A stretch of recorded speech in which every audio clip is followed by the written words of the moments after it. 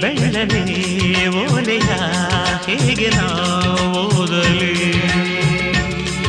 ಇದು ಓದು ಓಲೆಯಲ್ಲ ಬರೆದುಕೋ ನನ್ನ ಜೀವನದಲ್ಲಿ ಎಂದುಕೋ ನಿನ್ನ ಮನದ ಮನೆಗೆ ತಂದುಕೋ ಈ ಕಂಗಳ